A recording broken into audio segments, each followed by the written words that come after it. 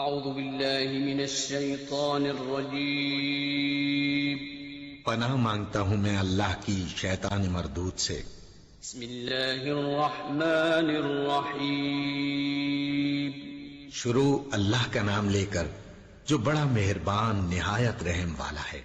لقد من الله على المؤمنين إذ بعث فيهم رسولا من أنفسهم يتلو عليهم آياته ويزكيهم ويعلمهم الكتاب والحكمة وَإِن كَانُوا مِن قَبْلُ لَفِي ضَلَالٍ مُبِينٍ۔ اللہ نے مومنوں پر بڑا احسان کیا ہے کہ ان میں انہی میں سے ایک پیغمبر بھیجے جو ان کو اللہ کی آیتیں پڑھ پڑھ کر سناتے اور ان کو پاک کرتے اور اللہ کی کتاب اور دانائی سکھاتے ہیں، اور پہلے تو یہ لوگ صریح گمراہی میں تھے۔ کوئی تو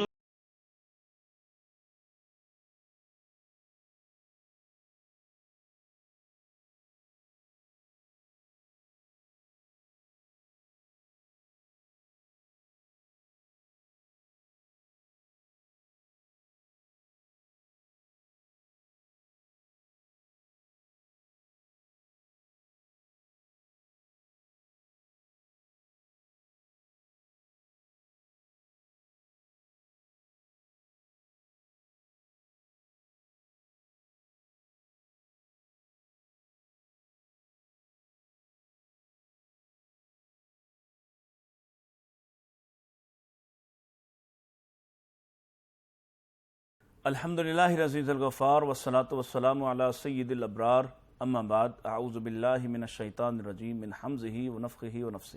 بسم اللہ الرحمن الرحیم۔ تلک الدار الآخرۃ نجعلها للذین لا یریدون علوا فی الارض ولا فسادا والعاقبۃ للمتقین، صدق اللہ العلی العظیم۔ ناظرین اکرام، پروگرام روشنی کے ساتھ میں ہوں آپ کا میزبان ڈاکٹر مطیع اللہ باجوہ۔ السلام علیکم ورحمۃ اللہ وبرکاتہ۔ جیسا کہ آپ جانتے ہیں کہ ہم سیرت سیریز سیرت سید الکونین صلی اللہ علیہ وسلم آپ کی خدمت میں لے کے آتے ہیں، اور آج اس کا اگلا پروگرام ہم آپ کی خدمت میں پیش کر رہے ہیں، جس میں اسلامی ریاست اور ریاست مدینہ کا دفاع کن بنیادوں پہ نبی اکرم صلی اللہ علیہ وسلم نے مضبوط کیا اور کیا انداز اختیار فرمائے، اس پر اپنی گزارشات آپ کے سامنے پیش کریں گے۔ رسول اکرم صلی اللہ علیہ وسلم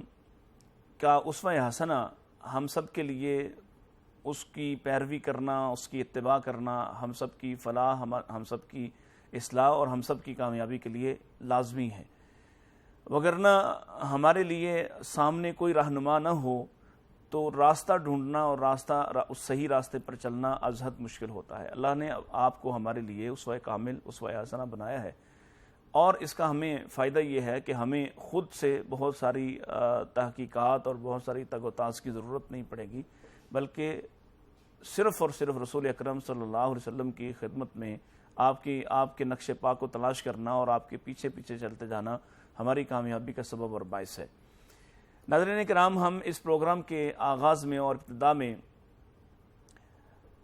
اس مقصد کا اعادہ بھی کرنا ضروری سمجھتے ہیں اور بار بار اس بات کو دہراتے ہیں تاکہ ہمارے جو مستقل ناظرین ہیں وہ اس بات سے آگاہ رہیں اور اس بات سے انہیں وہ یاد دہانی محسوس کریں کہ ہم یہ پروگرام کیوں کرتے ہیں، اور جو نئے شامل ہونے والے ناظرین ہیں انہیں پتہ ہو کہ ہم اس پروگرام کو نہ تو داستان گوئی کے لیے، نہ قصہ گوئی کے لیے اور نہ ہی وقت گزاری کے لیے لے کے آتے ہیں، بلکہ خالصتاً تربیت کے لیے، نبی اکرم صلی اللہ علیہ وسلم کے کردار سے اور آپ کے اخلاق اعلیٰ سے اور آپ کی سیرت مطہرہ سے وہ اسباق اور وہ عبر و نصائح اور وہ سنہرے سبق جو ہیں وہ آپ کے سامنے لے کے آتے ہیں کہ رسول اکرم صلی اللہ علیہ وسلم نے اپنی زندگی کو کس طرح سے گزارا، کس کس فیز سے آپ گزرے، اور کون کون سے حالات کا آپ نے سامنا کیا اور کس انداز سے آپ نے پھر مشکلات کا دور جو ہے وہ نکالا اور پھر آپ مدینہ منورہ تشریف لائے، اور کس طرح سے مسلمان امن کے گھر میں آ کر بھی امن جو ہے ان کو نصیب نہ ہوا، اور پھر وہ دفاع کے موڈ میں رہے اور مسلسل جنگوں کا سلسلہ چلتا رہا، اور پھر اس کے باوجود بھی 7 سال جو تربیت چلتی رہی اور جن بنیادوں پہ آپ نے اسلامی ریاست کو کھڑا کیا، وہ ساری چیزیں آپ کے سامنے ہم بالتفصیل اللہ کے فضل و کرم سے بیان کر رہے ہیں۔ اور ہمارا مقصد یہ ہے کہ ہماری نسلوں پہ، ہماری اولادوں پہ، ہمارے آنے والے بچوں پہ جس طرح سے کفر و الحاد کو مسلط کیا جا رہا ہے، اور جس طرح سے ان کا تعلق ان کے نبی سے توڑا جا رہا ہے، اور جس طرح سے ان کے تعلق کمزور کرنے کی سازشیں کی جا رہی ہیں، لہذا اس کا کوئی کسی تشدد کے ذریعے سے اس کا کوئی جواب نہیں دیا جا سکتا، بلکہ صحیح جواب اس کا یہ ہے کہ ہم رسول اکرم صلی اللہ علیہ وسلم کی سیرت مطہرہ کو آپ کے سامنے، آپ کے ذریعے سے، آپ کے بچوں کے سامنے، آپ کی فیملیز کے ذریعے، آپ کے دوست احباب کے ذریعے سے ان لوگوں تک پہنچا دیں، یہ معاشرے میں عام کر دیں کہ ہمارے نبی کا کردار، ہمارے نبی کے اخلاق، ہمارے نبی کا مزاج کس طرح کا تھا، آپ کی سیرت مطہرہ کیا ہے اور آپ کی تعلیمات کیا ہیں، مختلف ادوار میں آپ نے کس طرح سے سوچا اور کس طرح سے اپنے آپ کو ان مشکلات سے نہ صرف خود کو نکالا بلکہ اپنے ساتھیوں کو نکالا، اور کس طرح سے آپ انتہائی مجبور شخص کی کیفیات سے نکل کر ایک طاقتور کیفیت اختیار کرتے ہیں، اور پھر طاقتور ہونے کے بعد آپ کس طرح سے لوگوں کے ساتھ سلوک کرتے ہیں۔ یہ ساری باتیں ہم آپ سے کر رہے ہیں، اور انشاءاللہ العزیز یہی تفصیلات آپ کے پاس، آپ کے سامنے ہم لاتے رہیں گے۔ ہم نے آپ کے سامنے اسلامی ریاست کی ذمہ داریاں بھی بیان کی، ہم نے آپ کے سامنے اسلامی ریاست کا جو اقتصادی نظام تھا اور جس طرح سے نبی اکرم صلی اللہ علیہ وسلم نے اپنے وسائل کو اخذ کیا، اور جس طرح سے لوگوں کی زندگی، نہ ہی زندگی بلکہ ریاست کا جو معاملہ ہے اس کو چلانے کے لیے کیا طریقہ کار اختیار کیا، وہ آپ کے سامنے رکھا۔ اب چونکہ آگے غزوات کا شروع ہونے والا ہے چیپٹر، اور اس سے پہلے میں یہ چاہتا ہوں کہ 2-3 خاص چیزیں آپ کے سامنے ضرور ذکر کر دی جائیں۔ ایک تو ریاست کا دفاع کس طرح سے ممکن تھا، اور آپ کی تیاریاں کی تھیں بطور ایک قائد کے، اور ایک حربی قائد کے، ایک ایسا قائد جس کو جنگ درپیش ہو، اس کے سوچنے کا انداز کیسا ہوتا ہے، اور وہ کس طرح سے اپنی قوم کو، اپنے لوگوں کو تیار کرتا ہے۔ یہ اس میں بھی ہمارے لیے رسول اکرم صلی اللہ علیہ وسلم بہترین نمونہ ہیں یہ۔ اور پھر اس کے بعد وہاں جو مشکلات تھیں اندرونی طور پر، مثلا اس کے بعد ہم آپ کے سامنے لائیں گے کہ یہود کا کردار کیا تھا اور یہود کی سازشیں کیسی تھیں، اور یہود سے بہت بڑا خطرہ تھا مسلمانوں کو، اور پھر ساتھ ہی ساتھ منافقین کا ایک گروہ یہاں پیدا ہوا، اور ان گروہوں کا یا ان دونوں گروہوں کا مسلمانوں کے دفاع سے کیا تعلق ہے۔ اور پھر اس کے بعد ہم آپ کے سامنے غزوہ بدر اور غزوہ بدر کے حالات پیش کریں گے۔ گویا رسول اکرم صلی اللہ علیہ وسلم نہ صرف یہ کہ آپ مذہبی قائد تھے، نہ صرف یہ کہ آپ سیاسی قائد تھے، بلکہ آپ حربی قائد بھی تھے۔ جنگ کیسے لڑی جاتی ہے، جنگوں کو کس طرح سے ان کا سامنا کیا جاتا ہے، اور کس طرح سے دشمنوں کا مقابلہ کیا جاتا ہے، کن بنیادوں پہ مقابلے کیے جاتے ہیں، وہ کون سی بنیادیں ہیں جن سے مقابلہ بہتر سے بہتر ہو سکتا ہے۔ دیکھیے اللہ نے اپنے نبی سے کہا، یا ایھا النبی حرض المؤمنین علی القتال، اے ہمارے نبی آپ مومنوں کو قتال پر ابھاریے، آپ ان کو لڑائی پر ابھاریے، آپ ان کا مورال بلند کیجیے۔ گویا یہ اللہ تعالیٰ کی طرف سے جو حکم ہے یہ مسلمانوں کی ضرورت بھی ہے، اور مسلمانوں نے ہر دور میں، نہ صرف یہ کہ رسول اللہ صلی اللہ علیہ وسلم کے دور میں، بلکہ ہر آنے والے دور میں بعد میں یہ ثابت ہوا کہ اللہ کے نبی صلی اللہ علیہ وسلم نے مسلسل جو تعلیم دی، اور پھر اس کے بعد اس کا تسلسل خلفائے راشدین کے زمانے میں چلتا رہا کہ دشمنوں کے خلاف لڑنے کے لیے وہ جدید سے جدید جنگی آلات اور حربی سامان جو ہے وہ خریدتے رہے یا بناتے رہے، اور ان ٹیکنالوجیز کو استعمال میں لاتے رہے جو دنیا میں اس وقت تک ایجاد ہو چکی تھیں، اور جو بعد میں ایجاد ہوئی مسلمانوں نے اس کو استعمال بھی کیا۔ یہاں یہ بات بھی بتانا ضروری ہے کہ نبی اکرم صلی اللہ علیہ وسلم روایتی طریقوں سے بھی جنگ آپ لڑ سکتے تھے، اور غیر روایتی انداز سے بھی آپ نے ایسی باتیں بھی ان جنگوں میں متعارف کروائیں جو اس سے پہلے عرب کے مزاج میں یا عرب جنگی مزاج میں شامل نہیں تھیں۔ اللہ کے نبی صلی اللہ علیہ وسلم نے ان سارے، اور پھر اصل جو اس کے بنیاد ہے کہ یہ دفاع یا یہ جنگ، یہ لڑائی کیوں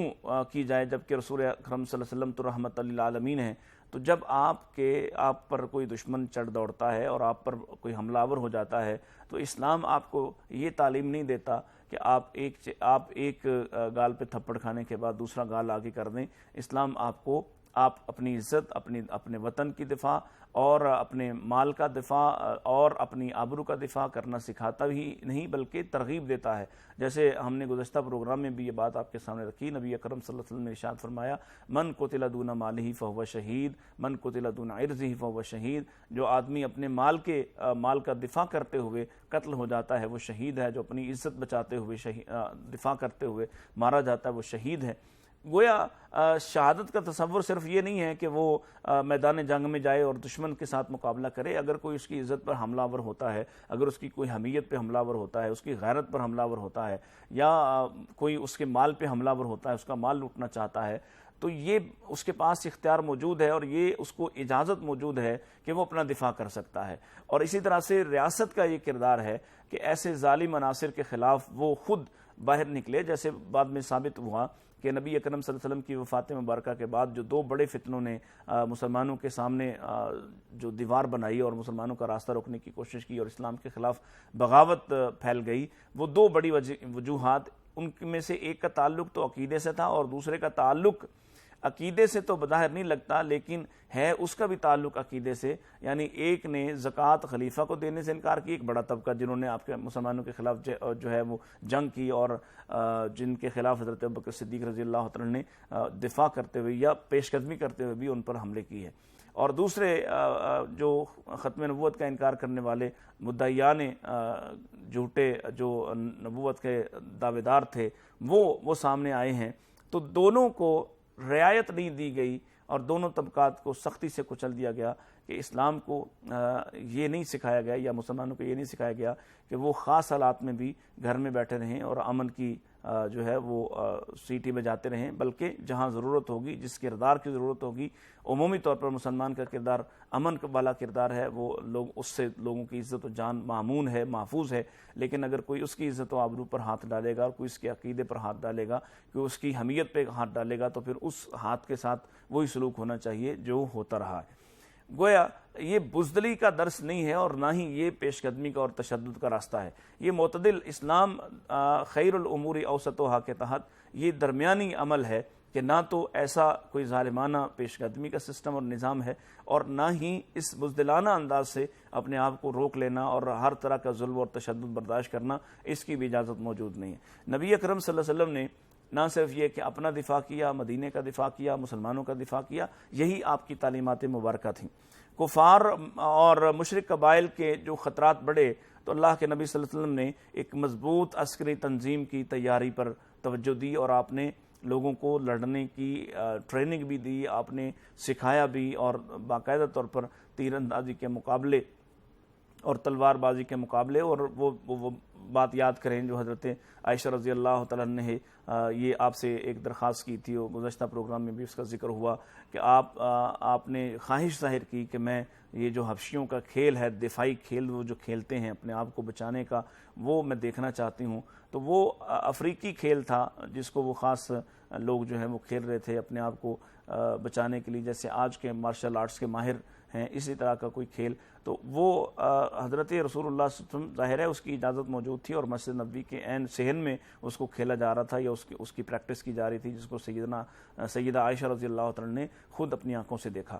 تو آپ صلی اللہ علیہ وسلم نے بھرپور تربیت کی، عسکری طور پر تربیت کی اور لوگوں کو چالیں سکھائیں۔ اور پھر اگر آپ یہ بات دیکھیں کہ حدیث مبارکہ میں آتا ہے نبی اکرم صلی اللہ علیہ وسلم نے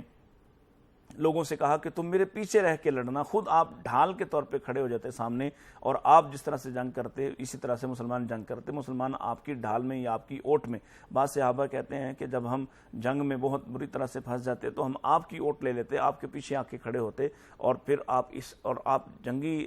مہارت کے حوالے سے اس قدر ماہر تھے کہ یہ واحد موقع ہے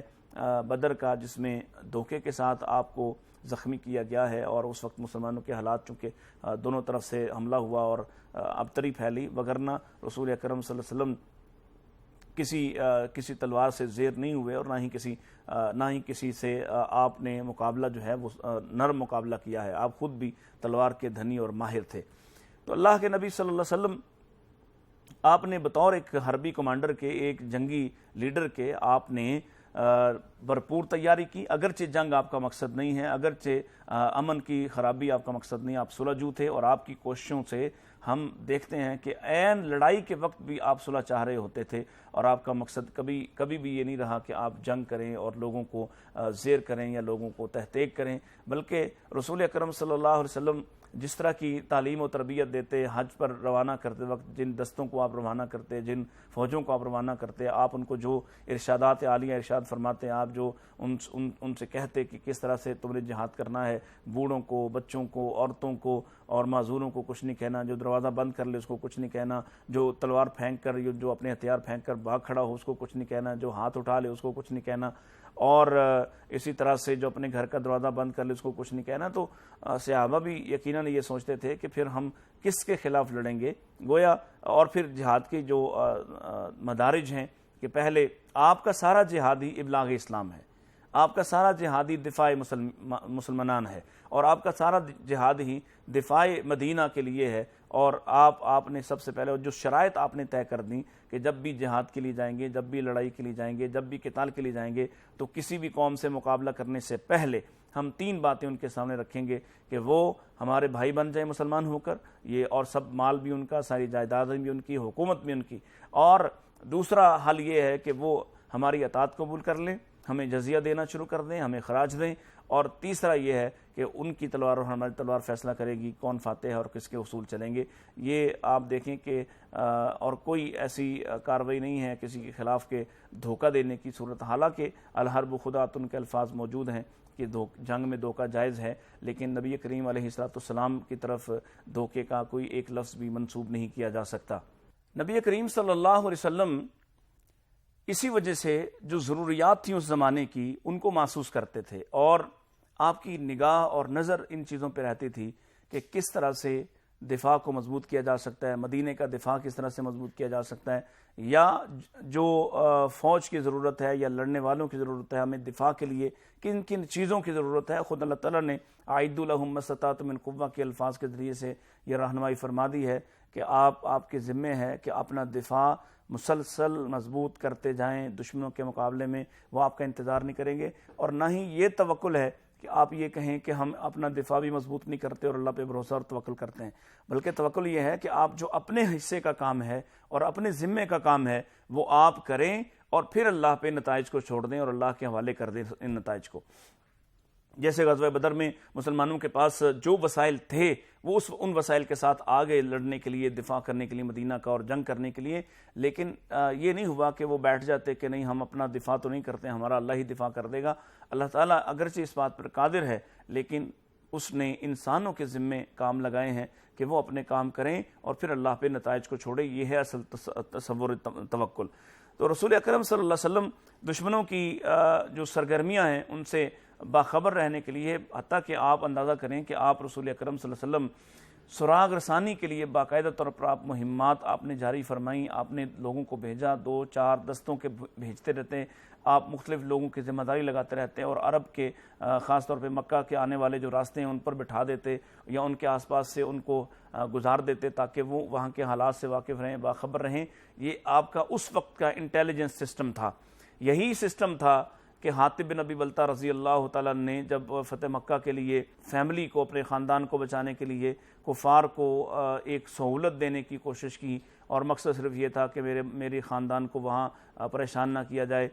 تو اس خط کو جو انہوں نے ایک عورت کے حوالے کیا تھا، اس عورت نے جس طرح سے اپنے بالوں میں اس کو چھپایا، رسول اکرم صلی اللہ علیہ وسلم کو اللہ تعالیٰ نے بھی خبر کی۔ یقیناً آپ بھی ان باتوں سے، یعنی کچھ تو آپ خود بھی حقیقت حال جاننے کی کوشش میں رہتے، اور کچھ ایسی باتیں بھی جو اللہ کے نبی صلی اللہ علیہ وسلم کو اللہ تعالیٰ کی طرف سے بتا دی جاتی ہیں، یہ ان میں سے ایک بات ہے کہ آپ نے پھر اس خط کو ٹریس کروا لیا۔ اسی طرح ہم دیگر اور بے شمار باتیں ہیں جو اس آگے آنے والے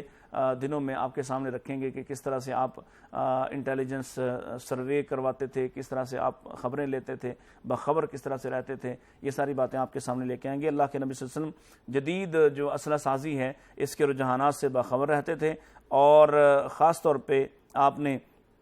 مجاہدین اسلام کو تیر اندازی، تیغ زنی اور نیزوں کی لڑائی میں خوب مہارت جو ہے اس کی وہ دلائی جاتی تھی اور اس پر توجہ دی جاتی تھی، اور اسی کی یقیناً وجہ ہے یا اسی کا ایک باعث ہے کہ اللہ کے نبی صلی اللہ علیہ وسلم نے فرمایا کہ سب سے اچھے کھیل جو اللہ کو جس کو پسند ہیں وہ ایک تو ان میں سے ایک کھیل وہ ہے، یعنی گھوڑ سواری ہے، تیر اندازی ہے، نیزہ بازی ہے، یہ اللہ کو پسندیدہ کھیل ہیں۔ تو اس کے آپ مسلسل ترغیب دیتے رہتے تھے،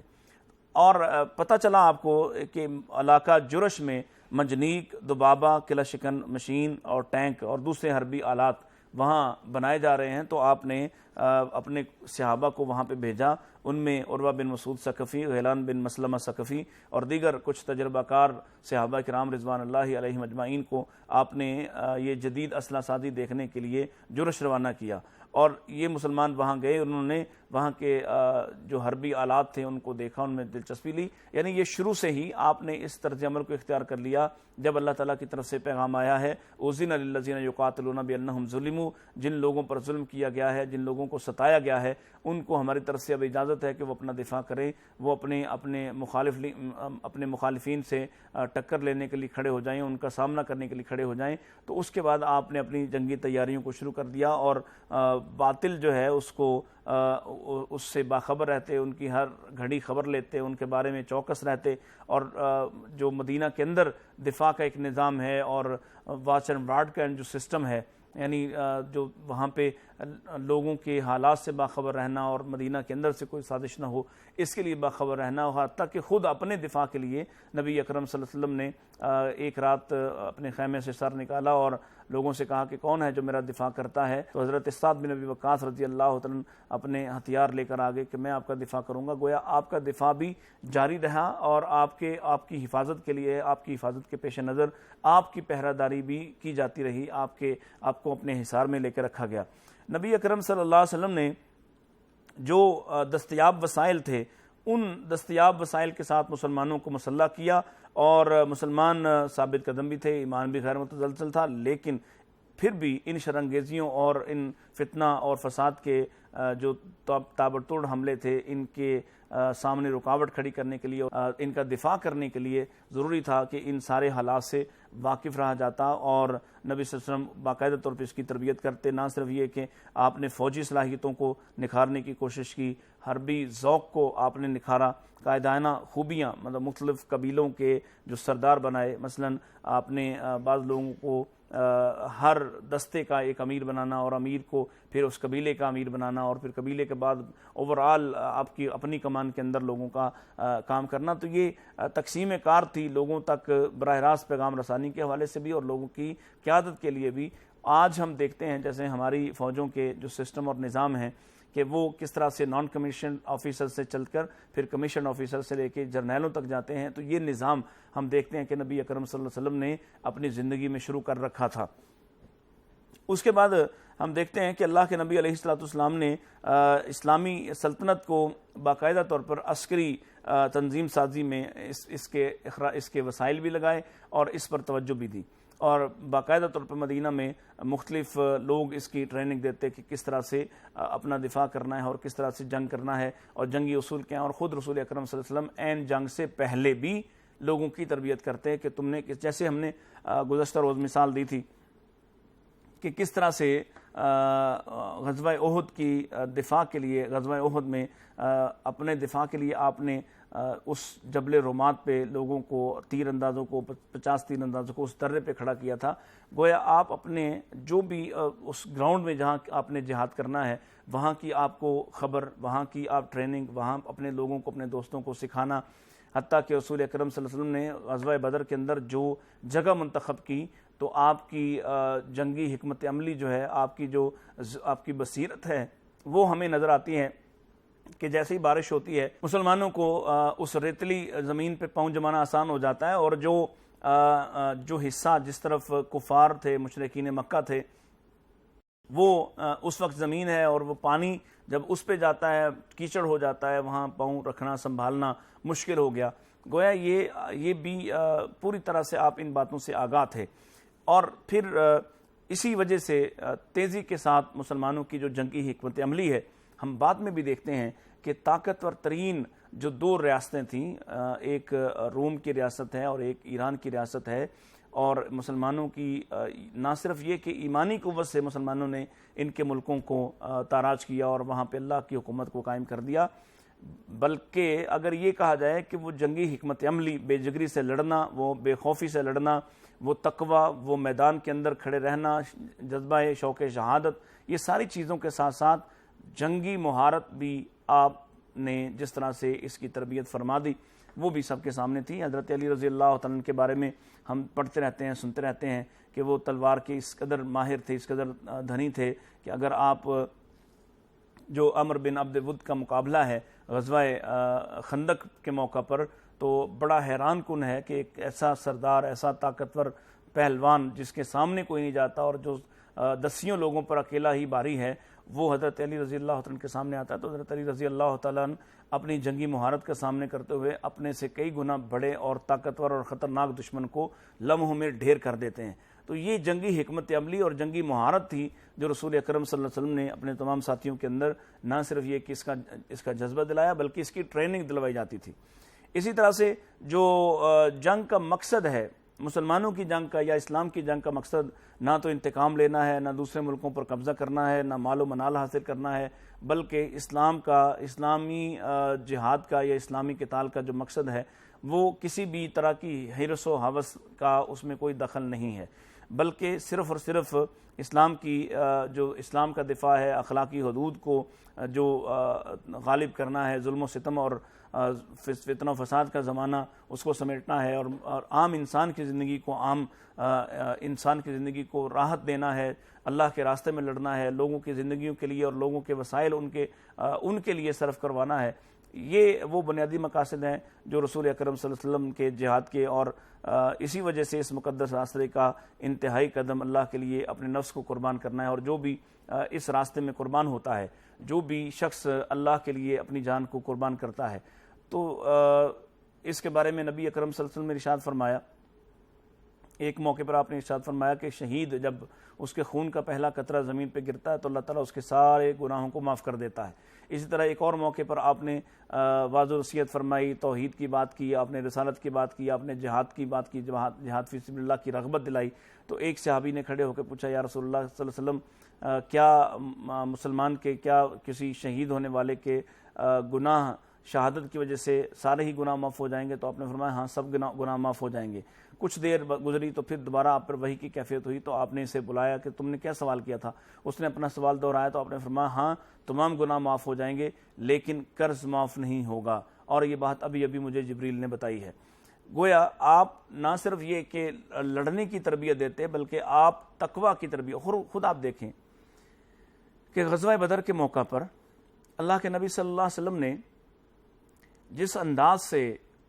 اس جنگ کو لڑا ہے اور جس طرح سے اس کو شروع کیا ہے، اور آپ کو پتہ تھا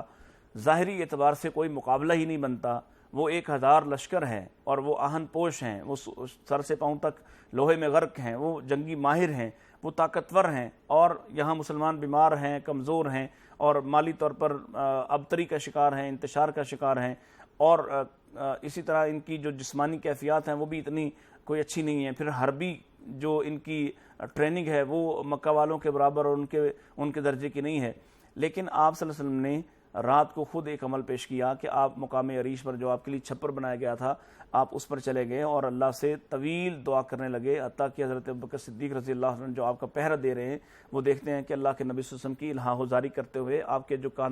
مبارک کاندھوں پہ جو چادر تھی، جو کملی تھی، وہ اتر گئی اور وہ گر پڑی، اور انہوں نے آ کے اٹھا کے رسول اکرم صلی اللہ علیہ وسلم سے عرض کی کہ یا رسول اللہ عباس کیجئے، اللہ یقیناً آپ کی دعاؤں کو سنے گا۔ اور پھر اللہ تعالیٰ کی طرف سے پیغام آیا ہے، اذ تستغیثون ربکم فاستجاب لکم انی ممدکم بألف من الملائکۃ مردفین۔ اس وقت کو یاد کیجئے جب آپ ہم سے مدد طلب کر رہے تھے اور ہم نے پھر آپ سے وعدہ کیا کہ ہم مدد دیں گے، اور ہم نے 1000 فرشتہ لگاتار آنے والا آپ کی خدمت بھیجا تاکہ وہ آپ کی مدد کر سکے۔ لیکن ان ساری باتوں کے باوجود آپ کا مقصد لڑائی نہیں تھا، آپ نے دفاع کیا، اور یہی وجہ تھی کہ عین جنگ سے پہلے تک دعوت اسلام دی جاتی ہے اور صلح کی کوشش کی جاتی ہے، اور جنگ سے بچ جانے کی کوشش کی جاتی ہے، اور اس کی تقریباً تمام ہی جنگیں اس کی مثال ہیں، تمام ہی جنگوں میں اس کی مثال ہے۔ مثلا مسلمانوں نے ابتدا میں دفاع کیا مدینہ کے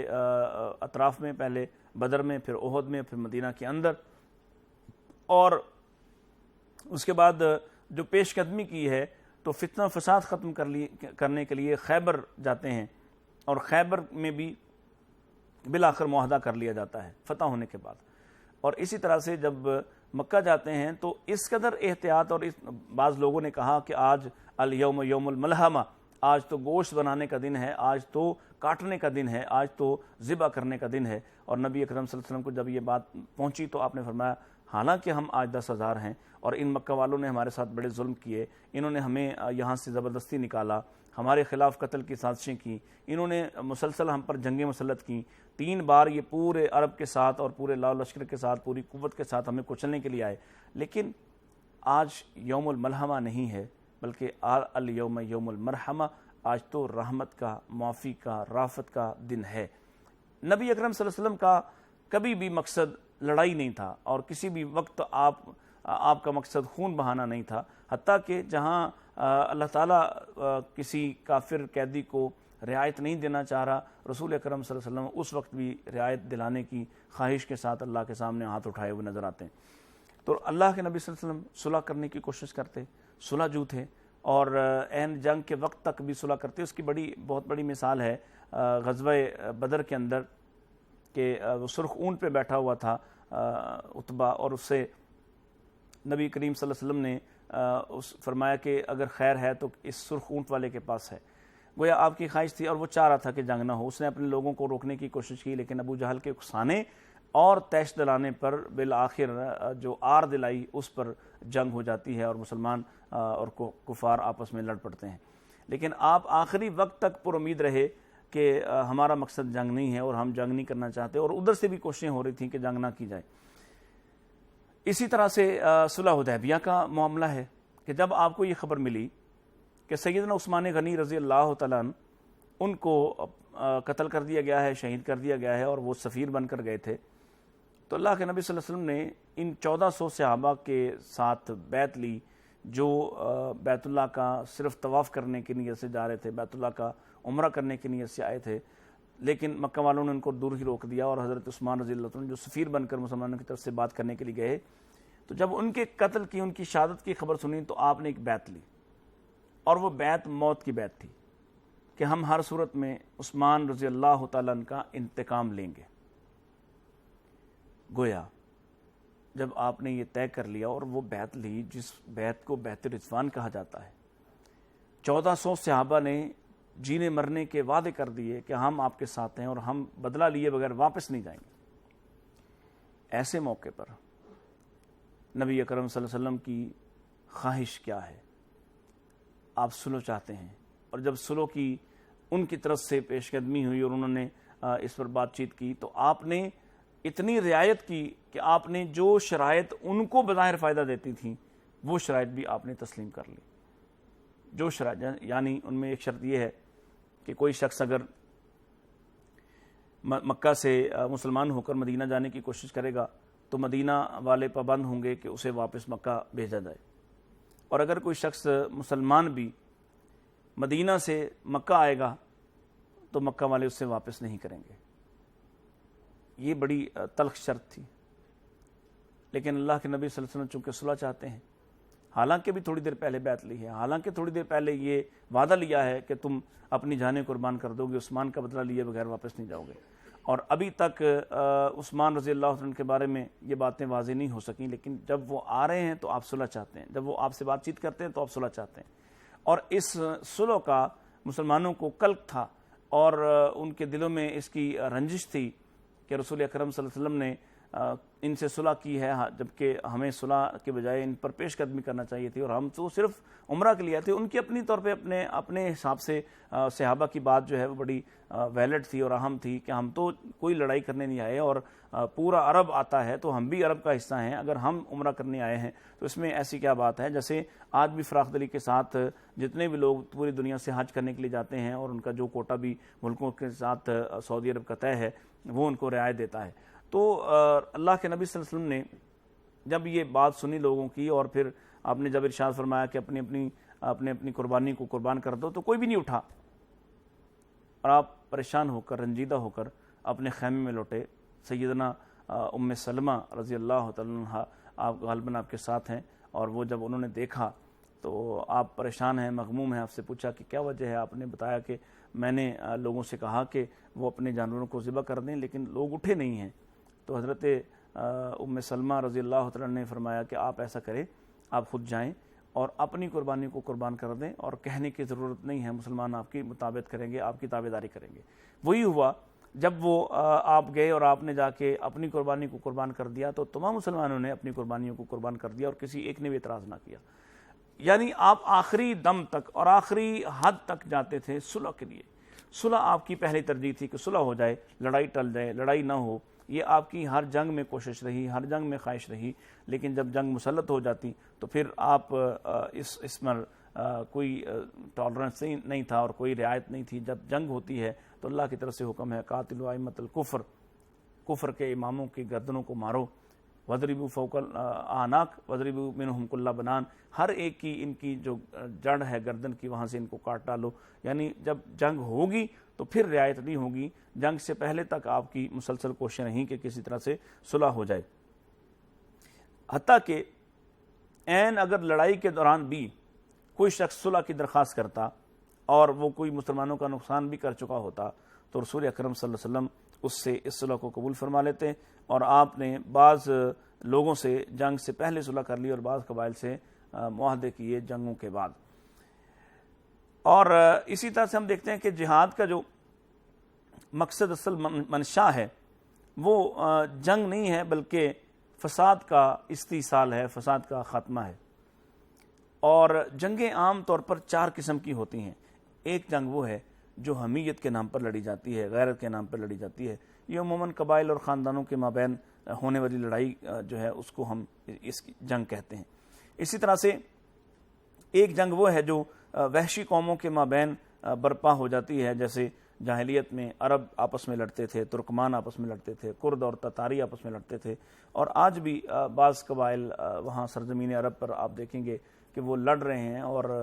صرف اپنے تعصب کی جو ہے وہ انتہا پر پہنچے ہوئے ہیں، اور کسی بھی صورت میں ماننا نہیں چاہ رہے، کسی بھی صورت میں صلح کی کوشش کو کامیاب نہیں ہونے دیتے۔ تیسری جو جنگی قسم ہے، یا جنگ کا جو تیسرا انداز ہے، وہ ہے صرف اور صرف اللہ کے لیے اور دینی اغراض و مقاصد کے لیے لڑائی کی جائے، اور اسی کو جہاد فی سبیل اللہ کہا جاتا ہے۔ چوتھی قسم جنگ کی، جب بادشاہ غضب میں آ کر دوسری مملکتوں کے خلاف جنگ کرتے یا ان کے جو باغی ہوتے ان کی بغاوت کو کچلنے کے لیے لڑتے ہیں، تو مسلمانوں کے لیے جو اس میں ایک واحد شرط جو مشروع جنگ ہے، وہ صرف اور صرف دینی اغراض و مقاصد کے لیے لڑی جانے والی جنگ یعنی جہاد ہے۔ اس لیے اسلام نے غیرت، مقابلہ آرائی، دشمنی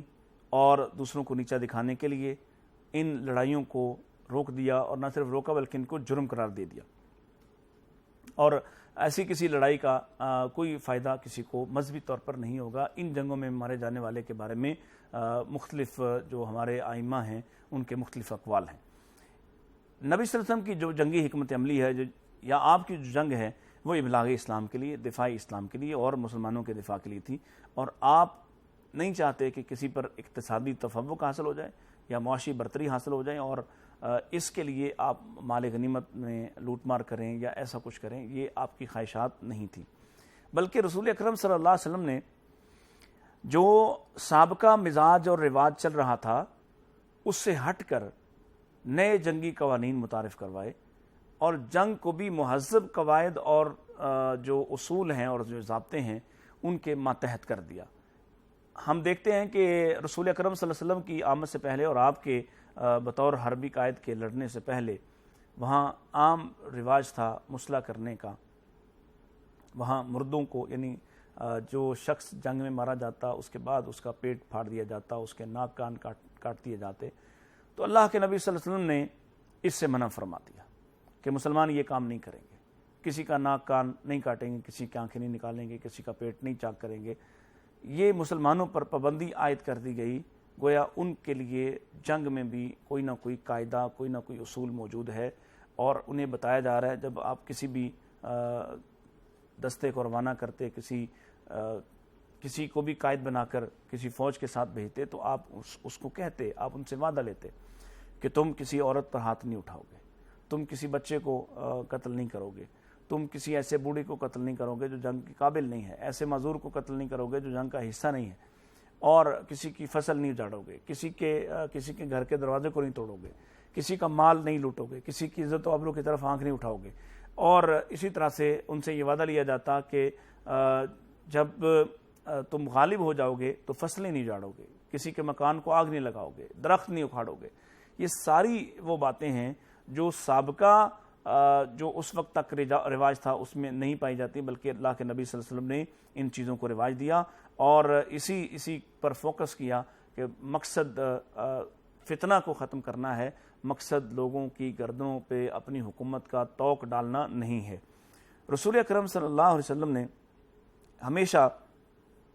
مقاتلین اور غیر مقاتلین میں اور معاہدین اور مسافروں میں فرق قائم کیا۔